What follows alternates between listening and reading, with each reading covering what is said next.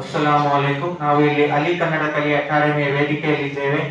ಇಲ್ಲಿ ನಾವು ನಮ್ಮ ಮಕ್ಕಳಿಗೆ, ನಮ್ಮ ವಿದ್ಯಾರ್ಥಿಗಳಿಗೆ ಕನ್ನಡ ಮತ್ತು ಇಂಗ್ಲಿಷ್ ನಲ್ಲಿ ಭಾಷಣದ ತರಬೇತಿಯನ್ನು ಕೊಡುತ್ತೇವೆ.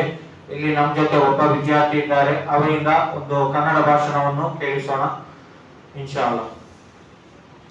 ಅಸ್ಸಲಾಮು ಅಲೈಕುಂ ವರಹ್ಮತುಲ್ಲಾಹಿ ವಬರಕಾತುಹು. ನನ್ನ ಪ್ರೀತಿಯ ಸಹೋದರ ಸಹೋದರಿಯರೇ, ಎಲ್ಲರೂ ಚೆನ್ನಾಗಿದ್ದೀರಾ? ತುಂಬಾ ಸಂತೋಷ.